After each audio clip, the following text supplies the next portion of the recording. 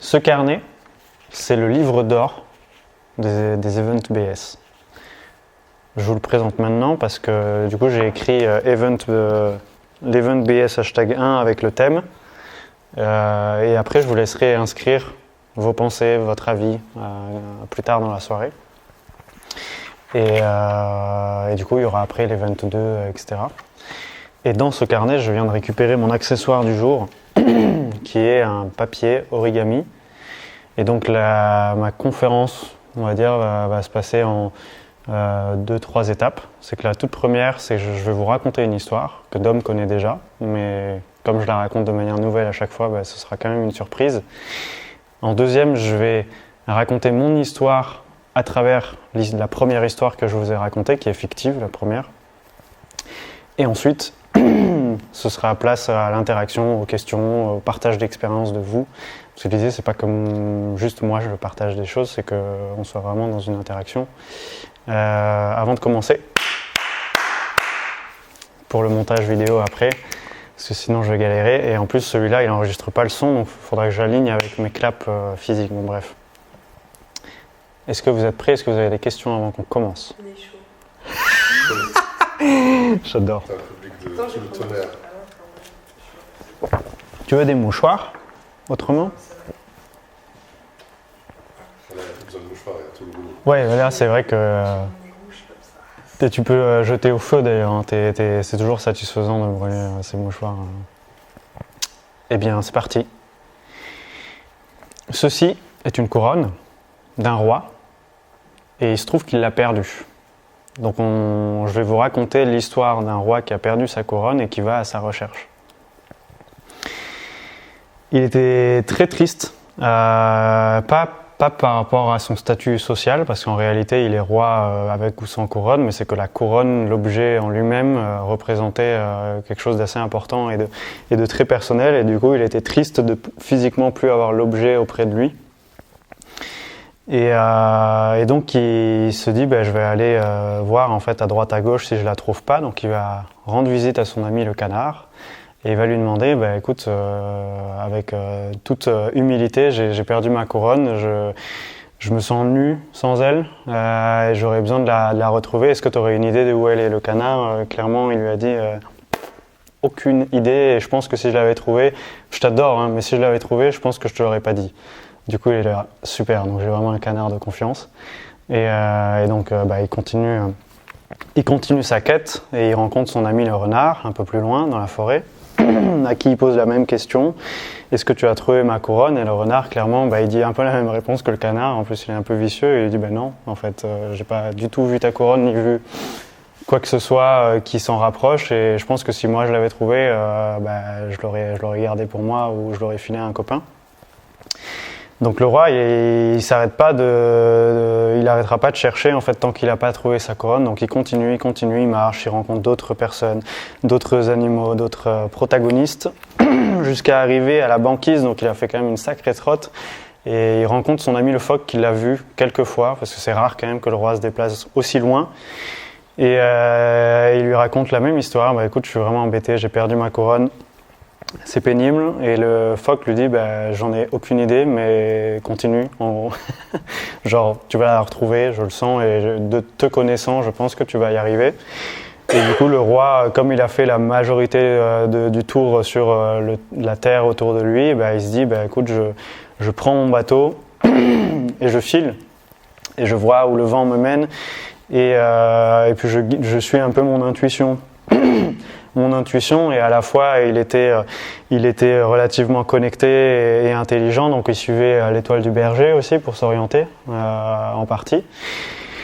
Et à un moment donné, une grosse tempête surgissa et il perdit le mât de son bateau. Et là il était relativement désespéré parce que du coup il était en plein milieu de l'océan, sans voile et sans de quoi continuer son périple et son voyage et sa quête. Et finalement, il se retrousse les manches, il se remet du chaud au cœur, et comme il était très bricoleur de par son papa, il fabrique une voile et une voile d'exception. Donc là, il peut continuer encore plus son voyage. Il continue, il rencontre des bateaux, il demande, il en parle. C'est un voyage vraiment extraordinaire pour lui. Et puis à un moment donné, il voit une île de loin et il se dit « Cette île, je ne sais pas pourquoi elle me parle ». Il y va, il se rend sur l'île, il accoste, puis il voit une cabane sur l'île.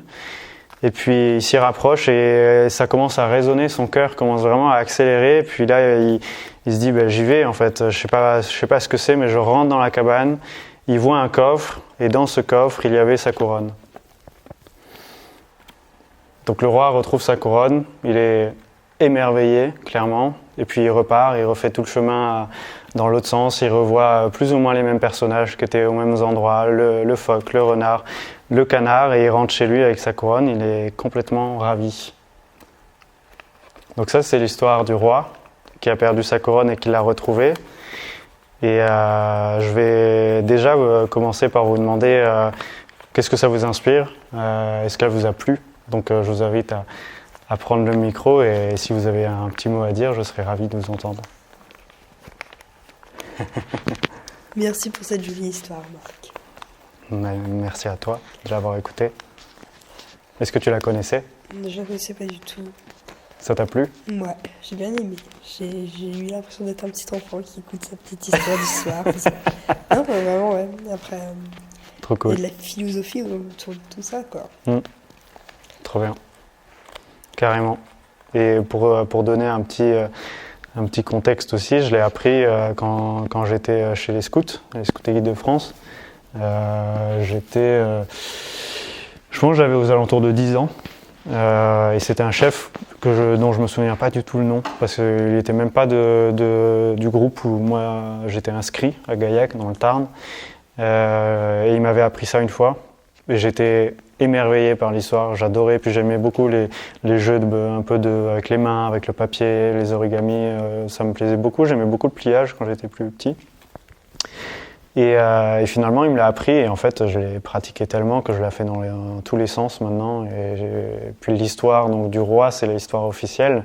Mais en fin de compte, on pourrait raconter un peu ce qu'on veut. Avec Dom, on disait on pourrait transformer la couronne en autre chose, en vélo ou quoi que ce soit, et raconter une toute autre histoire.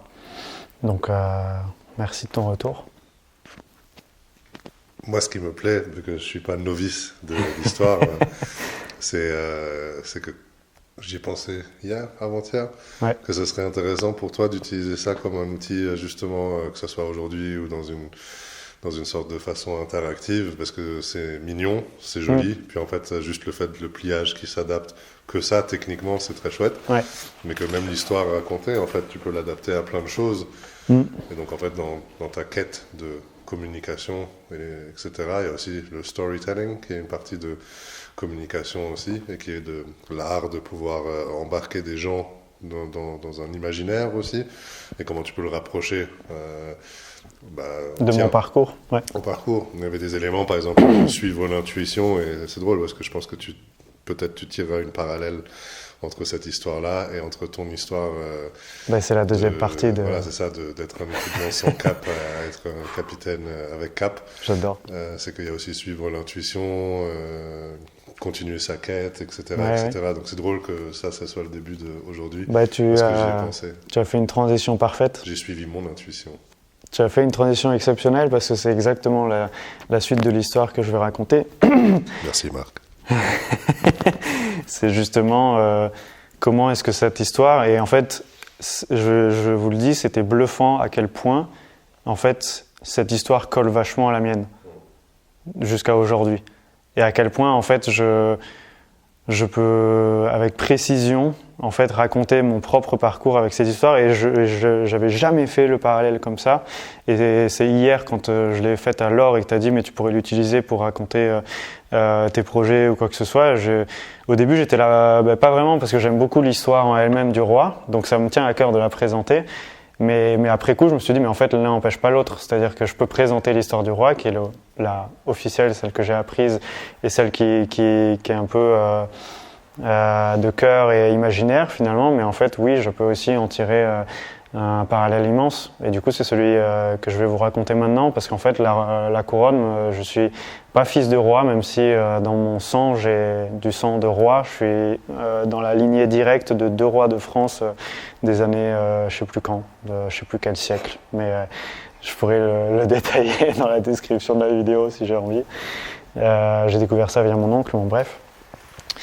Et donc c'est pas une question de couronne, mais c'est une question en effet de cap, d'intuition, de feu intérieur finalement que j'avais perdu et que je pense on a tous et on est tous avec. Quand on est petit, en fait, on a cette curiosité et ce feu intérieur qui se manifeste hyper naturellement, spontanément, et c'est un peu cette insouciance aussi dans la vie.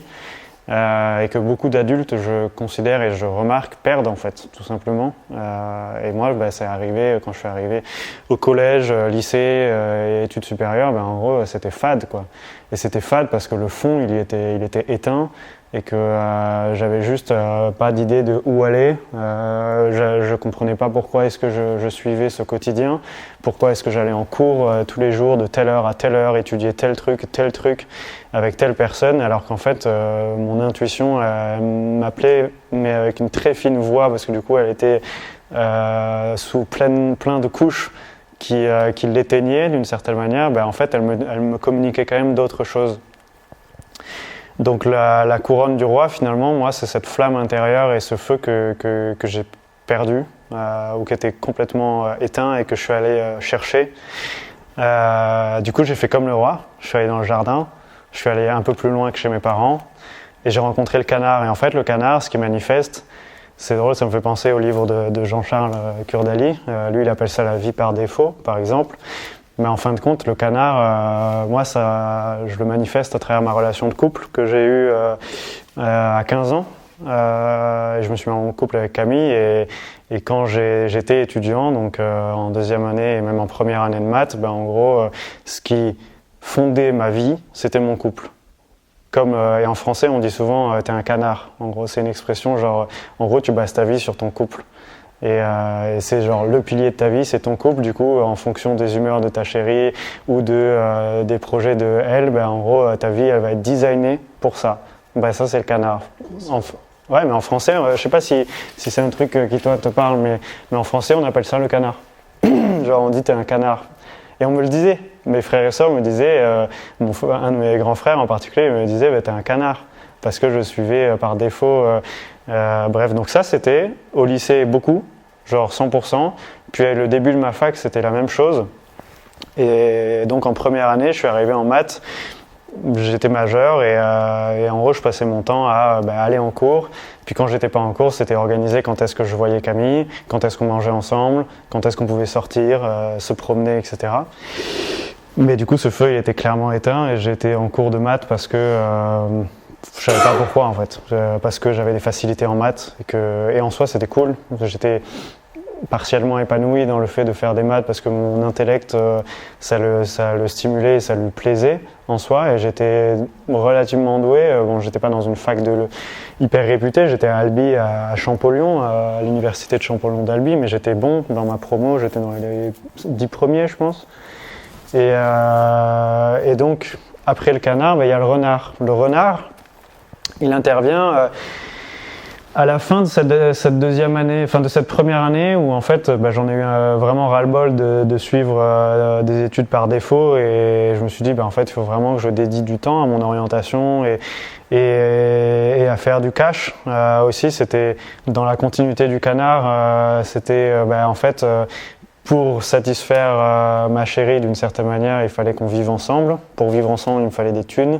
J'étais étudiant, j'avais des bourses qui étaient quand même confortables parce que j'avais 450 € par mois, mais c'était pas suffisant pour vivre avec ma chérie ou satisfaire vraiment tous ses besoins.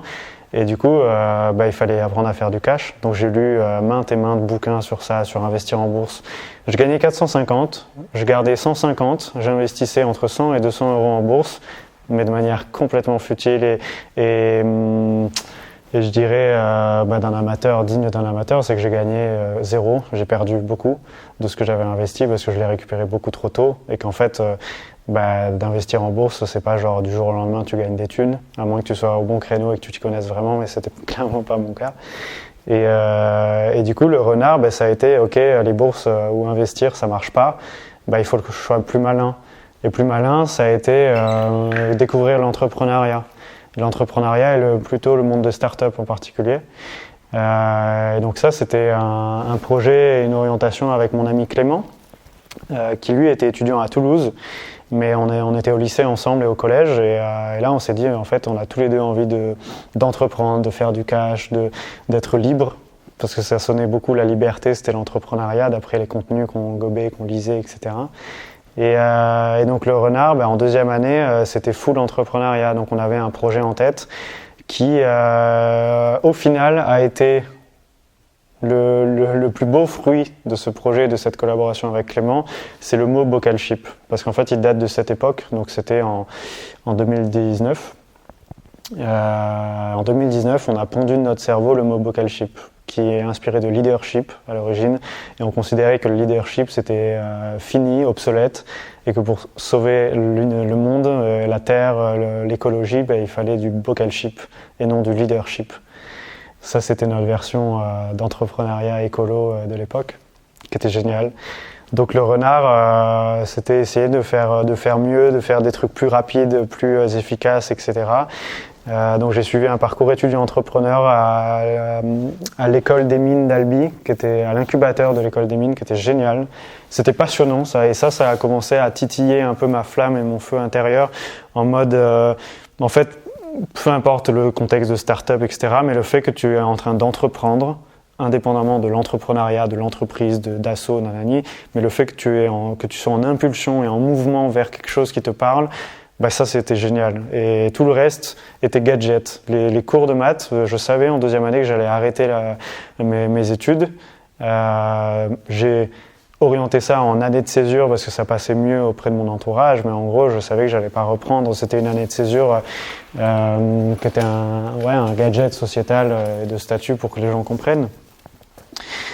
Donc j'ai trop kiffé être un renard. Puis il y a eu le Covid, début 2020. Donc en fait ça a signé officiellement l'arrêt de mes études, dans le sens où j'allais en cours pour respecter mes professeurs parce que je m'étais engagé dans une deuxième année, et du coup je respectais le fait d'être présent en cours comme ils me le demandaient, mais je bossais plus en parallèle. Et là le confinement ça a été, mais en fait non, moi je vais pas passer mes heures à être devant un ordi et à suivre des cours à distance, c'est mort. Donc j'ai dédié tout mon temps à Bocalship à l'époque, qui était un projet d'application mobile. Et j'ai designé mon quotidien, donc j'étais chez mes parents, je me levais à 6h30 tous les matins, j'étais le seul à faire ça de la famille, ils ne comprenaient pas pourquoi je faisais ça, alors qu'eux ils attendaient l'heure de la visio pour se lever en pyjama et allumer leur caméra, quoi. Enfin bref, donc à la suite de ça, j'avais déjà décidé d'arrêter mes études, mais sans idée particulière à part apprendre l'anglais, parce que ça me semblait hyper pertinent dans mon parcours de manière générale d'être doué et de pouvoir parler anglais. Sauf que toutes les pistes que j'ai voulu explorer, d'aller à l'étranger pour apprendre l'anglais, etc., ça n'a pas abouti, en particulier parce qu'il y avait le Covid et que de se déplacer, c'était compliqué. Puis j'avais postulé chez la marque de vêtements Opal pour faire un stage chez eux, parce que ça me stimulait beaucoup leur projet et leur travail. Et finalement, ça n'a pas du tout abouti. Je me suis retrouvé à l'île d'Oléron, près de La Rochelle, justement, pour bosser dans une bijouterie locale en tant que vendeur. J'étais le premier garçon à être embauché chez eux dans la boutique. Et ça, pour moi, d'être à l'île d'Oléron tout seul pendant 2 mois, ça a fait office de banquise, pour le coup. Comme quand le roi il a rencontré le phoque. Parce que, en gros, j'étais allé tout seul, un peu à l'autre bout, même si je connaissais très bien l'île d'Oléron, parce que du coup, mes grands-parents ont une maison familiale là-bas, donc j'y allais depuis mon enfance, mais j'étais tout seul dans la maison familiale. Et en étape de transition énorme vers, en gros j'étais un canard, puis j'ai fait le renard, puis là j'arrive, je rencontre le phoque à l'île d'Oléron, et en gros c'est soit je retourne en arrière et je refais le renard et le canard, soit je prends mon bateau et je continue l'aventure, quoi. Et donc ça c'était vraiment les 2 mois de transition, et finalement je suis arrivé à la fin de ces 2 mois, je suis rentré chez mes parents en septembre, et j'ai pris le bateau. En fait j'ai clairement continué ce chemin et ce début d'intuition quand même assez forte qui m'appelait. Et donc le bateau je l'ai pris parce que personne comprenait ce que je faisais. Personne ne m'avait encouragé à arrêter mes études. C'était complètement stupide d'arrêter des études en plein cursus parce que du coup, j'ai quand même validé la deuxième année finalement, malgré, bien que j'ai arrêté de suivre les cours, j'étais suffisamment intelligent pour avoir de bons résultats au partiel et les valider. Donc j'étais là, super. Au moins, j'ai quand même respecté mon engagement de départ avec mes professeurs. Mais bon, ça m'a pas servi à grand chose et j'ai quand même eu le statut d'année de césure officiellement, ce qui était chouette, juste chouette. Ça te tenait à cœur de réussir quand même ta deuxième année ou c'était juste... C'était vraiment par respect humain, dans le sens où j'ai toujours eu des relations assez proches avec mes professeurs et du coup, quand je m'engage dans quelque chose, je vais jusqu'au bout. Et si j'arrête, c'est que vraiment il y a une raison. Et je m'étais pas engagé à faire 3 ans, par exemple. Je m'étais engagé à faire 1 an. Puis la deuxième année, ok, je m'engage à faire la deuxième année. Je m'engage à suivre vos cours, à apprendre ce que vous voulez m'enseigner. Et c'est génial et merci. Mais j'arrête. Et avec respect, je vous le dis, j'arrête. Quand le confinement est arrivé et que j'ai arrêté de suivre le cours, je leur ai envoyé un mail à la plupart pour leur dire je serai pas présent. Comptez pas sur moi. À la limite, les partiels, on verra, mais en gros, les cours, comptez vraiment pas sur moi pour être présent, ni les exercices, je ferai rien. Et ils n'ont pas compris. Enfin, il y en a un en particulier avec qui j'avais eu les relations, les discussions les plus profondes, et du coup, ils trouvaient ça logique que j'arrête parce qu'ils savaient que j'allais arrêter. Mais les autres, ils étaient là, ok, tu me dis ça, mais en gros, soit t'es un cancre, ou alors que t'étais bon, t'étais doué, tu t'en sortais, bon bref, tant pis pour toi, soit. Donc je prends le bateau et le roi, il suit l'étoile du berger. Moi, l'étoile du berger, ça a été mon temps d'introspection, mon temps d'inspiration d'abord, où je suis allé à la rencontre d'entrepreneurs qui m'ont inspiré en France, où j'ai animé un podcast qui s'appelle Échappée verte, qui est toujours d'actualité, en ligne, mais il est fini, on va dire. Je suis allé rencontrer des fondateurs d'entreprises qui m'ont inspiré, justement Clément Molavé de Opal, la marque de vêtements. Je suis allé le rencontrer à Biarritz. Je suis allé à Roubaix rencontrer Hubert Mode de La Vie est Belle qui fait des ceintures à base de pneus de vélo. Je suis allé rencontrer Samuel Gzibowski qui a animé des projets qui s'appelaient Coexister et Convivencia sur, on va dire, les thématiques des religions et de l'inclusion en entreprise, de comment est-ce que tu intègres des croyances, etc. Bon, bref. J'ai rencontré une dizaine d'entrepreneurs et ça a été ma boussole pendant 6 mois. Alors que j'étais partiellement chez mes parents, puis je suis allé chez une Californienne à 30 minutes de chez mes parents vivre pendant 2-3 mois pour apprendre l'anglais. Donc je vivais chez eux la semaine et puis le week-end j'allais chez mes parents.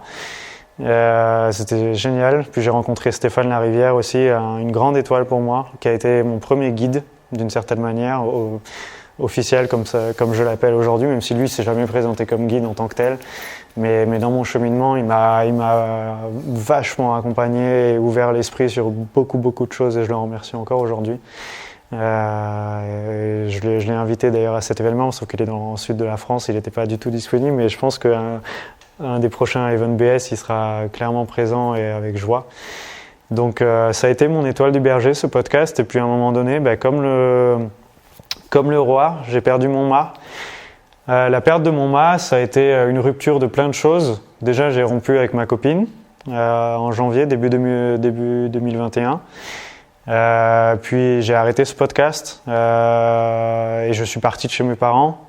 Je suis allé dans un monastère pendant l'équivalent de 10 jours. Et donc ça, c'était vraiment genre j'ai pas de mât, je suis sur ma barque et en gros, je peux faire qu'une chose, c'est réfléchir. Ou descendre en moi, ou comprendre, me poser des questions et vraiment pousser la réflexion et pas être en action. Là, j'étais en pause complète, comme quand t'as pas de mât et que tu peux juste subir d'une certaine manière le courant de l'eau ou te laisser porter. Là, j'étais en laisser porter total pendant 2 mois, sans téléphone, aucune distraction à part juste mes questionnements qui consistaient à qui suis-je, en quoi est-ce que je crois et quelle est ma contribution au monde d'une certaine manière. Ou en tout cas, qu'est-ce que j'ai envie de réaliser à l'avenir et quel est mon cap. Mais comme le roi, je suis quand même assez bricoleur et donc après le monastère, je suis allé chez Marcelo pendant un mois où j'ai découvert les concepts de permaculture, de forêt comestible, d'artisanat, où je me suis reconnecté vraiment au fait de faire des choses, de rendre mes mains intelligentes, de vivre en communauté, d'apprendre d'autres langues, parce que Marcelo, il habitait aussi à 30 minutes de chez mes parents, il est d'origine argentine. Et en fait, quand j'étais chez lui, il accueillait Rolly, un Argentin de 27 ans, qui était un Argentin arbitraire, je dirais. C'était pas du tout de sa famille, c'était juste parce qu'il accueillait des jeunes et des personnes diverses et variées. Et Blanca, une Catalane. Donc entre eux, ils parlaient espagnol. J'avais l'impression d'être en Argentine, on buvait du maté, alors que j'étais en France, dans le sud de la France, à 30 minutes de chez mes parents. Mais comme j'avais pas de téléphone, je passais mon temps avec eux. C'était passionnant.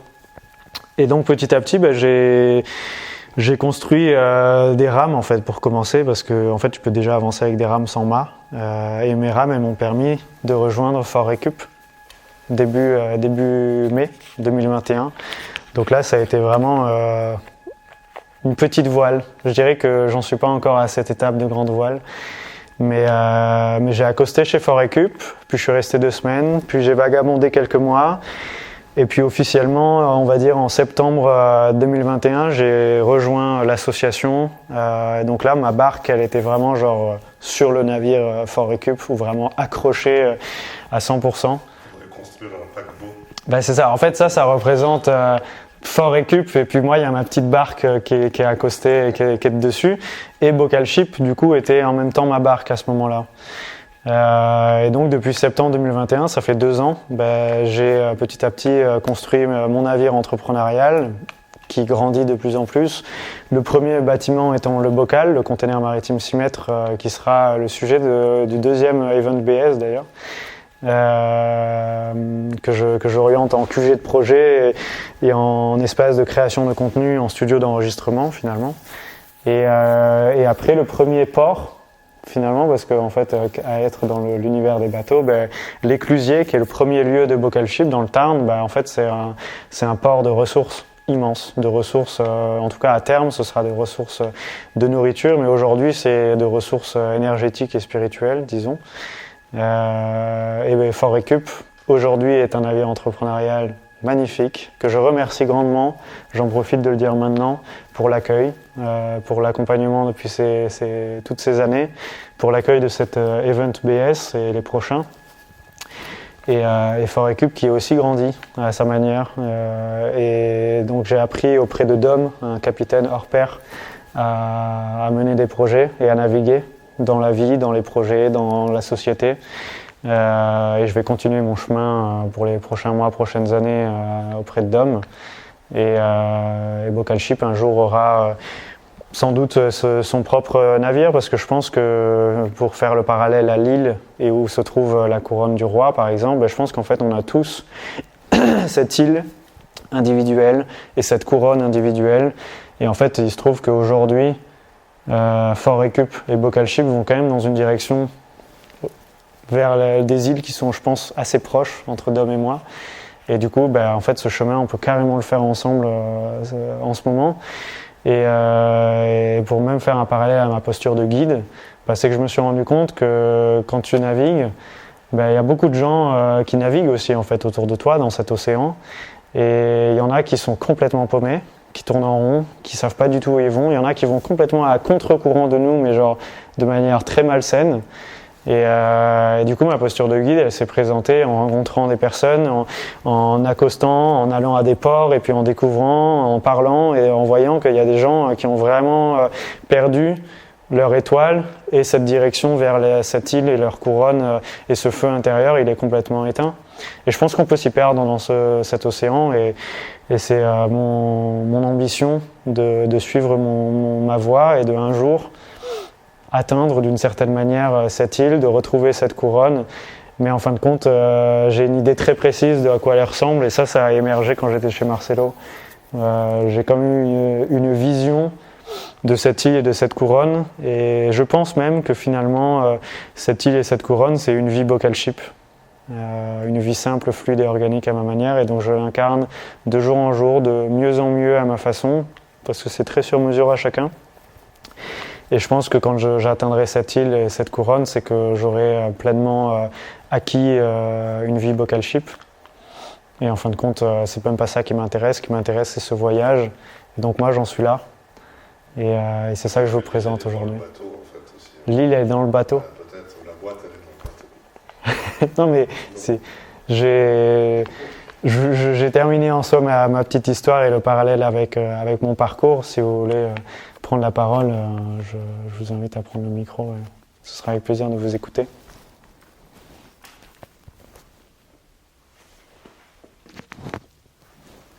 Le silence.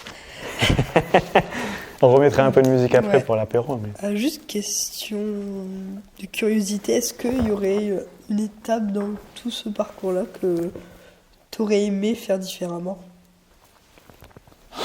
Non.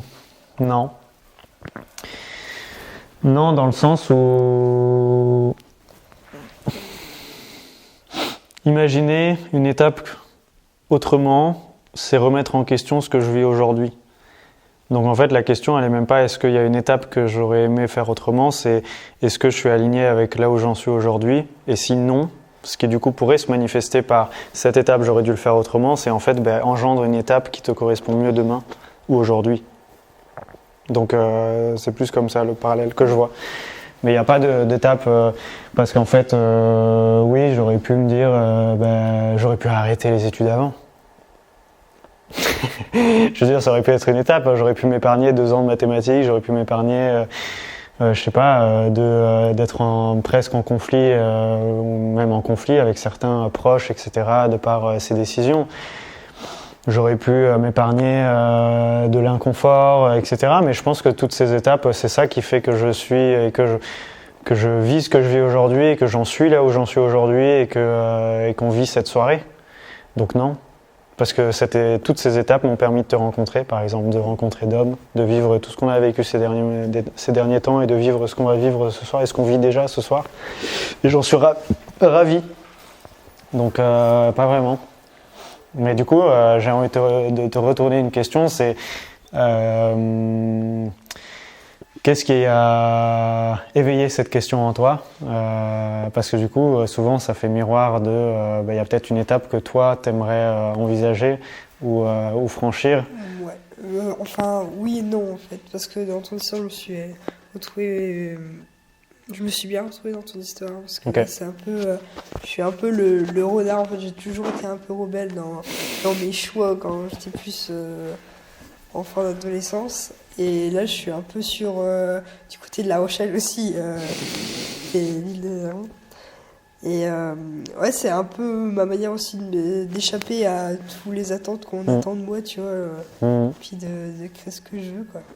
Okay. Parce que là, par exemple, c'est créer ma gamme de mobilier, et genre là, j'ai l'impression de mettre un peu tout mon entourage ado qui comprennent pas forcément mes choix, et puis qui sont en mode, ouais... Tu mets dans une sacrée galère pour faire ton projet, quoi. Tout à fait. Et du coup, c'est des étapes qui se passent, qui sont parfois inconfortables. Et Dom, t'en as un peu parlé tout à l'heure. Je pense que la fois où tu as pris ton job alimentaire, t'étais pas genre en mode super, je vais bosser pour gagner des thunes et en gros soutenir ou faire presque survivre même parfois peut-être le projet ici. Mais du coup, c'est des étapes qui t'apprennent plein de choses et qui t'apprennent aussi à activer en toi les ressources nécessaires pour pérenniser ton projet sans devoir faire un job alimentaire en parallèle. Parce que du coup, cette énergie qui intervient en mode mais en fait, je vais clairement pas continuer ce job pour soutenir le projet. En fait, il faut que je me démerde à ce que le projet soit autonome. Moi, j'en suis beaucoup là. Ça fait des mois que je partage. Par exemple, que ma situation financière, elle est déplorable, dans le sens où elle est, il y a vraiment peu de personnes, et je connais personne, enfin si, j'en connais quelques-uns, mais très rares sont les personnes qui seraient à l'aise avec une situation financière comme la mienne. Mais j'ai aussi appris que cette étape, elle est là en mode, en fait, Marc, l'argent, t'étais pas du tout à l'aise avec, et parce que aussi on t'a très mal appris à être en relation avec l'argent ou à l'utiliser. Du coup, il faut que tu chemines dessus.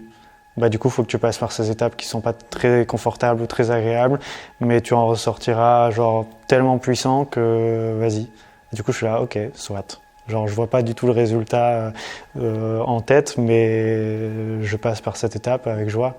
Et avec du recul, en effet, elles sont très précieuses, toutes ces étapes. Donc, Moi aussi, je pense que passer par toutes les étapes que t'as l'occasion de vivre, c'est important de les vivre. Quoi.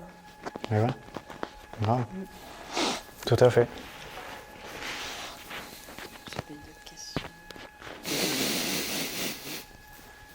Moi, j'ai pas de questions en soi sur ces sujets parce que je pense que je te connais assez bien on en a dehors de ce déjà soir. beaucoup parlé. Mais ce qui est intéressant, c'est les moments qui peuvent te rappeler ou te réveiller la flamme. Moi, j'ai un peu plus de parcours que toi, j'ai un peu plus de kilomètres sur le compteur, comme on dit en anglais. En fait, c'est les moments durs qui te les rappellent. Les moments faciles, c'est trop facile. C'est très fun quand les choses vont bien, etc. Mais c'est presque genre des moments qui ils viennent et ils repartent. Et oui, t'en gardes un souvenir, etc. C'est des moments durs ou qui font mal, qui remettent plein de choses en question et qui font des fois, du coup, moi j'avais aucune envie d'aller bosser dans ce boulot. Alors que c'était un boulot, quand je dis alimentaire, c'était alimentaire parce que pour moi c'est alimentaire. Le boulot en soi était intéressant. Plus que ce que j'aurais pu espérer dans l'urgence en plus. Hein. Je pense que je serais allé mettre des aliments dans les au Franprix s'il avait fallu en fin de compte. Mais j'ai eu la chance de pas devoir j'ai eu la réalité de ne pas devoir passer par cette case-là. Et ça te rappelle du coup, tu galères, tu es fatigué, tu fais une double vie ou une triple vie, etc. Et en fait, c'est là que tu apprends. Tu apprends ce que tu es capable de faire, tu apprends aussi la motivation, la flamme pour ce que tu pensais vouloir te battre, elle est vraiment là. Parce que du coup, tu peux aussi te retrouver, je gagne, ça va, pourquoi j'envoie 3/4 de mon salaire dans un projet pour que d'autres gens en plus aillent en profiter tous les jours, parce que moi je suis au bureau. C'est pas mal au bureau. Pourquoi je garde pas les 3/4 et tu vois, je fais autre chose avec, je sais pas.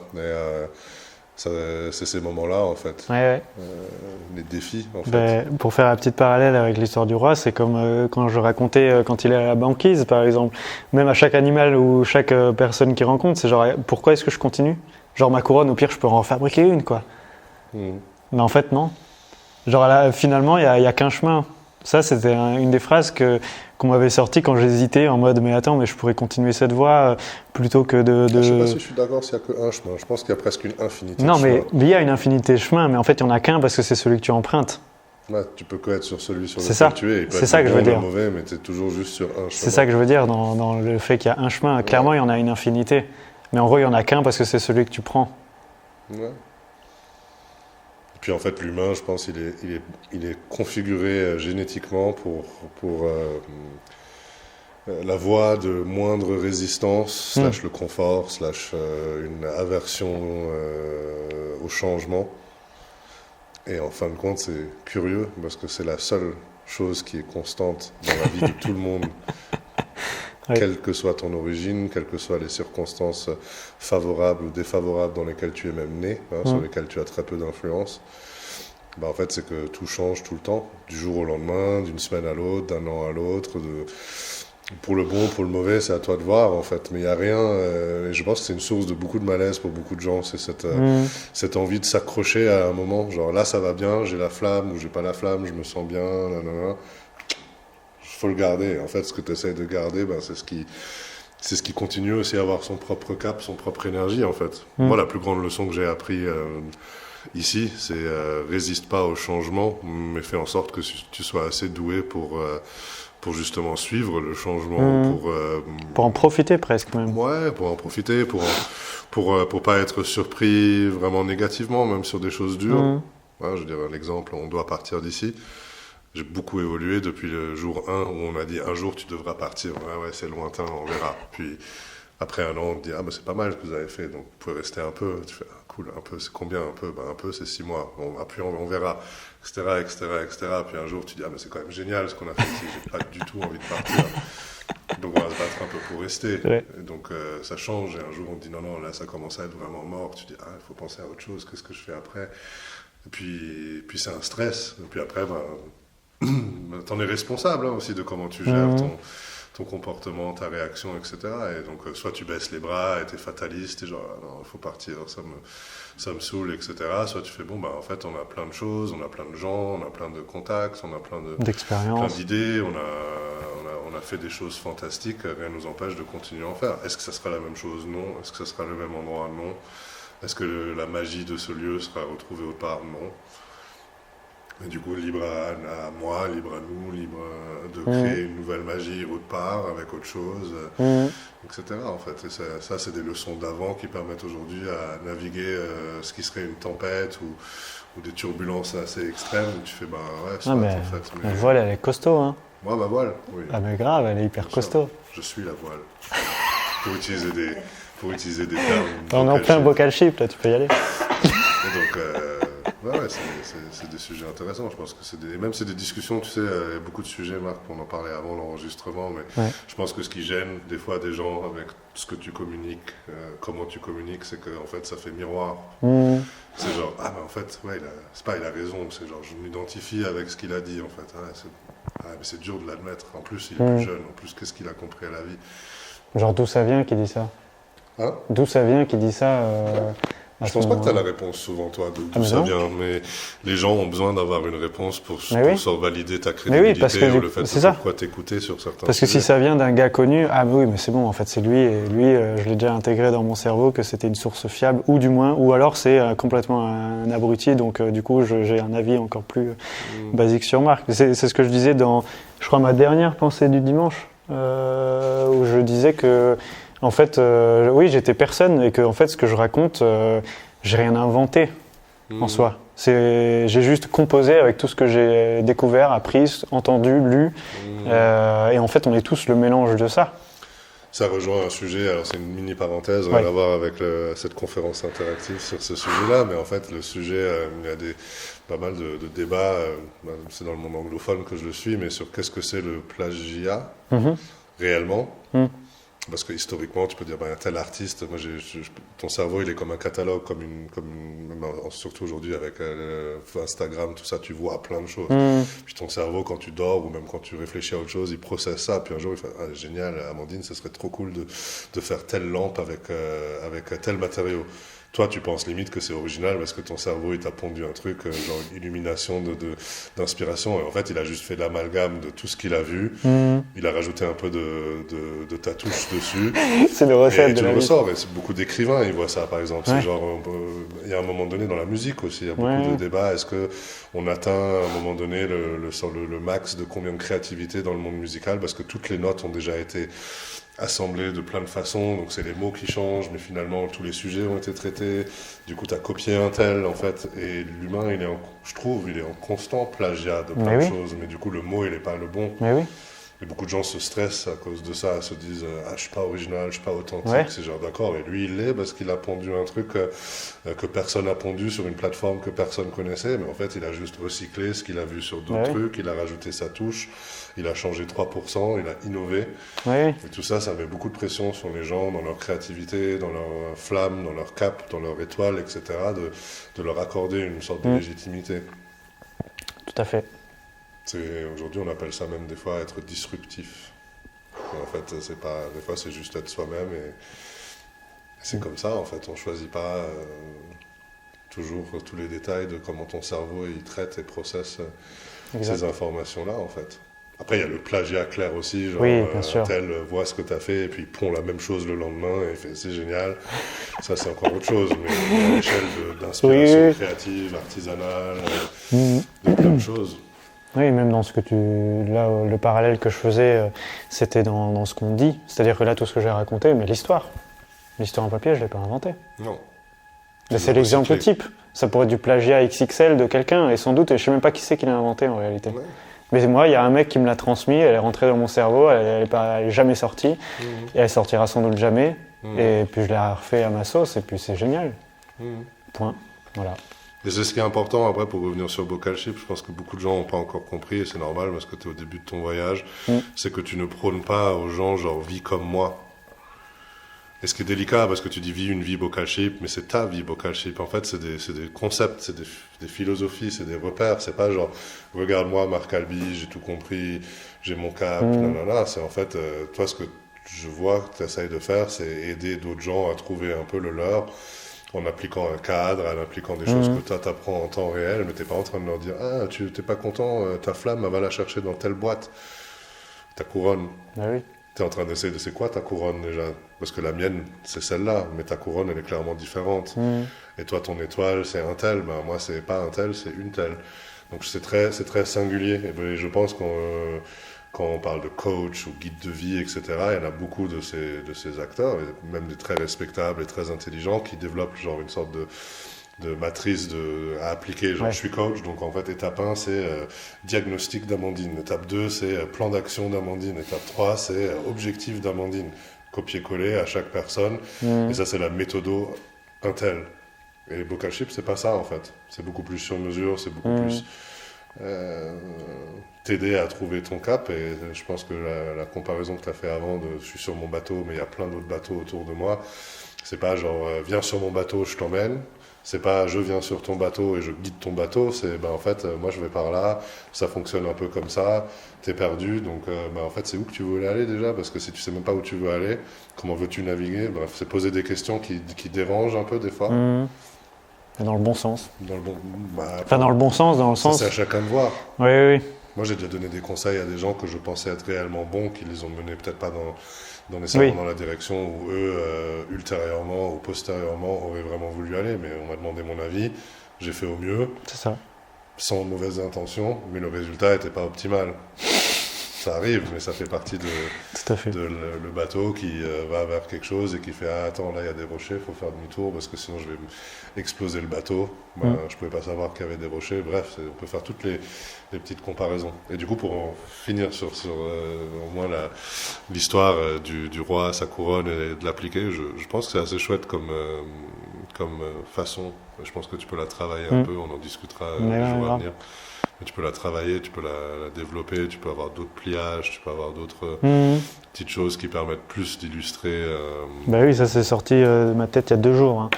C'est très frais. Enfin, de l'utiliser, cette histoire, comme outil de storytelling, comme tu disais tout à l'heure. C'est ça. Ok. Merci Domi pour ton partage. Est-ce que Amandine, tu voulais réagir Ça marche. Ce que je vous propose, c'est qu'on clôture cet enregistrement et qu'on passe à l'apéro parce qu'il y a des cochinias de régal qui nous attendent et une préparation. Parce qu'on m'a dit qu'il y avait du champagne. C'est vrai qu'il y a un champagne aussi à partager. Tu bois du champagne? Je vais conduire après. Mais c'est génial parce que moi je bois pas d'alcool, Marc non plus, pas vraiment. Genre on aurait peut-être bu une coupe ce soir pour l'occasion. On n'est pas anti-alcool. Ni l'un ni l'autre bois. Donc le champagne restait bien au frais ce soir. Ça ira une autre fois. Ça, on est obligé d'avoir une deuxième édition. J'adore ça. On n'est pas obligé, on choisit. Exactement. Ça en fait test. Merci beaucoup pour cette discussion et je serai ravi de vous revoir dans d'autres enregistrements de ce type. Il y a des chances que je sois là, ouais. Cool. Je fais partie des meubles, moi, en fait. Magnifique.